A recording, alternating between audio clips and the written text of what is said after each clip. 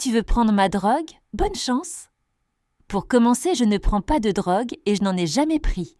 Bref, cette histoire remonte à mes années universitaires, mais elle me fait toujours rire.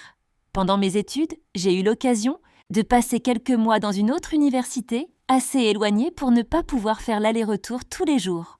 Le programme d'échange m'a donc mise en contact avec une étudiante qui partait dans l'autre sens, et on a convenu d'échanger nos logements. On en a parlé avec nos colocataires respectifs et tout le monde était d'accord. À mon arrivée, j'ai rapidement réalisé que je ne supportais pas l'une des personnes là-bas, appelons-la Karen, et apparemment, c'était réciproque. Donc, je me suis surtout occupée de mon côté, vu que ce n'était que pour quelques mois. Karen était du genre à fouiner partout, surtout quand ça ne la regardait pas. Maintenant, un petit détail sur moi qui va devenir important, j'adore la réglisse. Plus c'est fort, mieux c'est. C'est un goût assez particulier, je sais. Il y a quelques années, j'ai trouvé un moyen de satisfaire cette passion. Sans manger des kilos de bonbons, j'achetais de la poudre de chlorure d'ammonium, aussi connue sous le nom de salmiaque. C'est utilisé pour rendre le pain plus croustillant, donc on en trouve dans des magasins spécialisés ou en ligne. C'est une vraie claque et un peu acide. Généralement, je me contente de ce qui colle au bout de mon doigt. C'est l'équivalent d'une petite dose.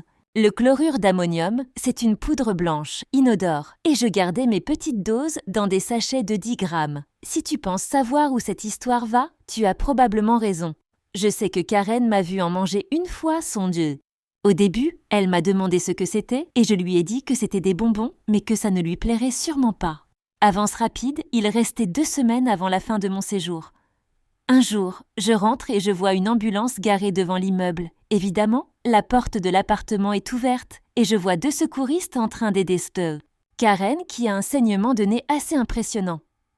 Dès qu'elle m'a vue, elle a commencé à crier que c'était ma faute. Les secouristes m'ont demandé si je savais ce qui se passait, car elle prétendait que c'était venu de nulle part. Je lui ai alors demandé si, par hasard, elle était allée dans ma chambre, avait trouvé mon sac de bonbons et avait essayé de les sniffer. Elle a hésité avant d'admettre. « Ce n'est pas de la coke, idiote, c'est du salmiaque », je lui ai dit, et j'ai expliqué le nom chimique aux secouristes.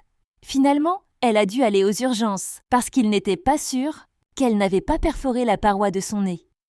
Heureusement, ce n'était pas le cas, mais d'après mon pote, elle n'a pas pu sentir quoi que ce soit pendant presque 6 mois après ça. Et elle m'en veut toujours.